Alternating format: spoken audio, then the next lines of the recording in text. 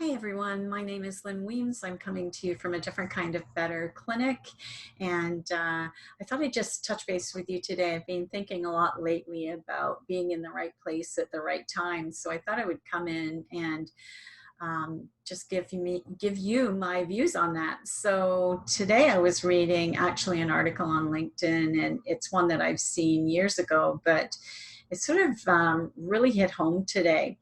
I've realized lately since, joining and working alongside a consultant physician, realizing that this is where my passion has been, and not necessarily that I've been in the wrong place my entire life, because your life is a journey, and we need that journey in order to get where we need to be. And I've just realized that I'm finally home.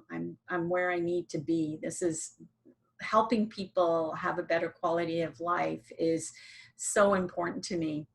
But I've learned that being in the right place at the right time is not just about chance, right? There are a lot of unhappy people out there right now. I've really noticed that, and staying positive and being motivated, being inspired during all this that we're going through right now, it can be really difficult. And so I'm hoping today that I will touch base and help some people with this brief topic on being in the right place at the right time and making sure that you're valued, right?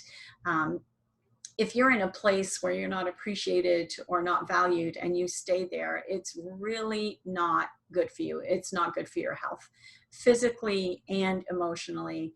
A lot of people will stay because they feel that they are, sort of committed to being there, or they feel that they will let people down if they leave. But staying sometimes is actually even worse, right? Because it can actually be heartbreaking.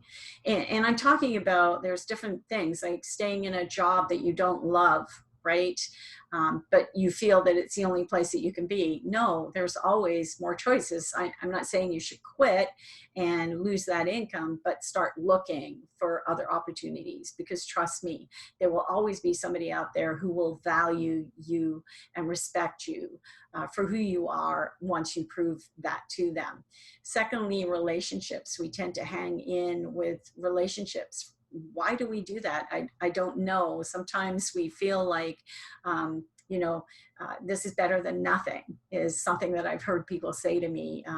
Secondly, financially, I can't leave. But you could start saving towards making that leaving happen. And I know more than anyone, because I watched my mother stay in a horrible relationship for way longer than she should have, and know for a fact that if she just put a little bit of money aside, every once in a while, that could have changed dramatically. In the end, she did meet somebody that was really, really good to her, but years and years and years of pain that she did not need to endure for as long as she did.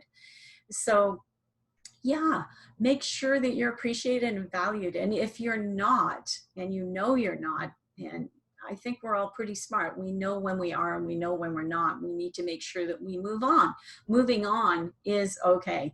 And moving on to something better is definitely better for you spiritually and physically, right? We want to keep our body as healthy as possible, and stress and sadness traps emotions and can create physical disturbances in our body that we don't want to have happen.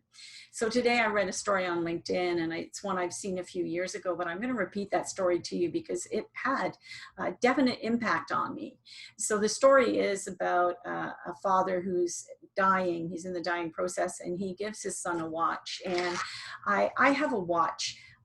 This is an old watch. It was given to me in 1986. It was my brother's watch, who passed away, and I miss him terribly. On the back of the watch, it basically says, somewhere in time, love, Brent. And I treasure this. It's in my room. It's on my desk. And I look at this and I go, what is the value in this watch? And to me, there is no monetary value. The emotional attachment that I have to this watch, nobody could pay me enough to ever get this watch for me, right? Because to me, it's part of him. This is the watch he wore every day, and I feel that energy when I'm around it. So the story of the father, he gave his son a watch. He was 200 years old, and he said to him, go down to the watchmaker down the street, find out what this watch would be worth. And he did, and it was worth $5 roughly.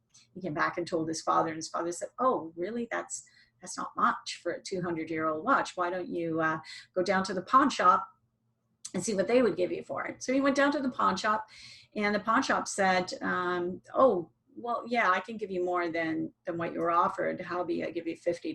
So he didn't take the 50. He came back and he said to his father, guess what? It is worth more. And he said he would give me $50. And the father said, no, I don't think that's right. I want you to go down to the museum. It's 200 years old.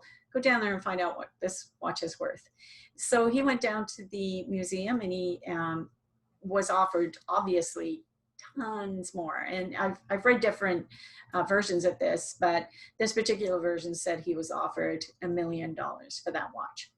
So this is what it's all about. It's about perception, right? And knowledge, right? We have people that will look at us and not see the value in us, right? They don't really know us that well. So the way that they see us and value us would be totally different than somebody like Dr. Tom, for example, who's known me for, so many years, right? He's seen the journey I've been through. He's seen the educational process that I've had. So he values me. He values me a lot differently than, say, somebody new who's watching this video now and has no idea what my medical or natural therapy background is, right? We need to be aware of that. We need to be aware of the fact that our own self-value, our own perception of ourselves is where we should put the most importance. And remember, you have to love yourself in order to love others, right? And it's so important that we realize and value every little thing that we do every day, no matter what we're doing, what our career choice is, or where we are. We give a lot of value to other people, and we need to make sure that they receive that value and that they respect us and appreciate us. And if they don't, we need to move on. We definitely need to make choices to put an end to that, because you deserve more and they deserve more. And a quote that I have really appreciated and admire, I'm going to leave you with this, and I want to make sure that I get it right. It says, don't stay with people who make you feel unimportant or not valued. They are not bad people. They are just not your people. Remember that. So if you're in a situation or a team or in a job where you're feeling unappreciated or not valued, remember, they're not bad people. They're just not your people. So change it. I hope this brings some comfort to you today. Take care. Have a great day.